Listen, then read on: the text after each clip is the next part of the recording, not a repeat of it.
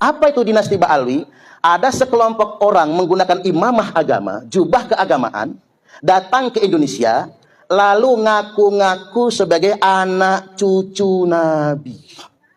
Mereka gunakan pengakuan anak cucu Nabi tersebut untuk menguasai bangsa Indonesia dan untuk memanipulasi umat Islam yang ada di Indonesia. Memang yang begitu bisa berhasil? Kalau pertanyaannya itu, maka jawabnya itu bisa berhasil. Mengapa? Karena dulu Ubaidillah bin Ahmad, nama yang sama, sudah pernah menggunakan pengakuan sebagai anak cucu Nabi untuk menguasai Mesir. Kemudian dia mendirikan dinasti Bani Fatimiyah yang menguasai Mesir 270 tahun lamanya. Akhirnya ketahuan, mereka yang ngaku-ngaku anak cucu Nabi, lalu kemudian menjadi raja di Mesir, menguasai Mesir selama 270 tahun ini terbongkar. Aslinya mereka bukan anak cucu Nabi, aslinya mereka ini etnis asalnya orang Yahudi. Ngaku-ngaku anak cucu Nabi untuk menguasai Mesir. Ketika terbongkar, siapa yang membongkarnya? Sultan Salahuddin Al-Ayyubi. Jadi saya ulangi lagi, yang membongkar kepalsuan dinasti Ubaidillah yang ada di Mesir itu adalah Sultan Salahuddin Al-Ayyubi.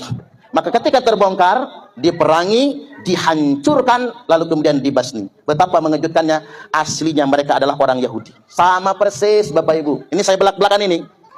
Yang di Indonesia ini rame-rame ngaku anak cucu Nabi itu Bapak Ibu. Ternyata DNA asal mereka itu Yahudi Askenazi, Yahudi Hazar. Tiba-tiba datang ke Indonesia ngaku-ngaku anak cucu Nabi. Dulu karena ditentang oleh Kiai Haji Hasyim Asy'ari tahun 1932, ada petisi dari 25 ulama, mereka menang. Tetapi begitu dapat momentum, mereka menggunakan pengakuan dalam darah aneh mengalir darah Rasulullah. Maka kemudian mereka gunakan pengakuan tersebut sebagai alat arogansi untuk kemudian mengeksploitasi jutaan massa demi kepentingan politik mereka. Dan ternyata Allah qadarullahin, Allah berkehendak, mereka nggak boleh ngaku-ngaku cucu Nabi. Nah, mengapa kita harus bersuara? Ini rata-rata orang muslim kan? Karena kita ini rata-rata orang muslim, tidak boleh ada yang ngaku-ngaku sebagai anak cucu Nabi kita. Haram hukumnya.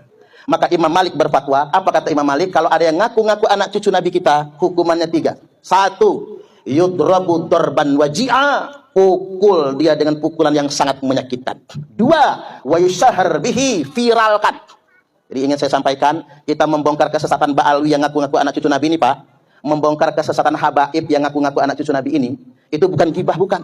Itu bukan gibah. Ulama perintahkan wa yusyahar bihi, viralkan, upload di YouTube, Facebook, Twitter, Instagram, berbagai macam portal media, beritakan di televisi, enggak boleh dibiarkan. Karena mengapa? Mereka telah menghina Rasulullah sallallahu alaihi wasallam. Kemudian yang ketiga, wa yuhbasu zamanan tawila, penjarakan mereka dalam jangka waktu yang lama sampai mereka bertaubat.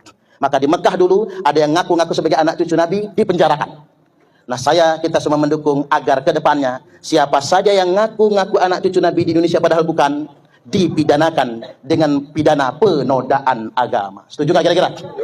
Tujuannya sederhana Bapak Ibu, agar tidak ada lagi yang mengeksploitasi nama mulia Nabi hanya demi kepentingan pribadi dan demi kepentingan politiknya. Terakhir kesimpulannya begini Bapak Ibu, kalau ingin tahu lebih jelas nanti tonton di channel YouTube saya.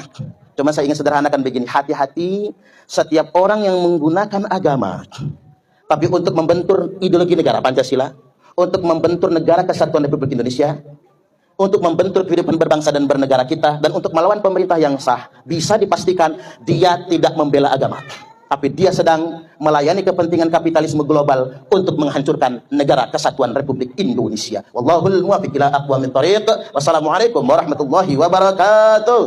Baris peradaban Islam di Nusantara hingga bangsa Indonesia.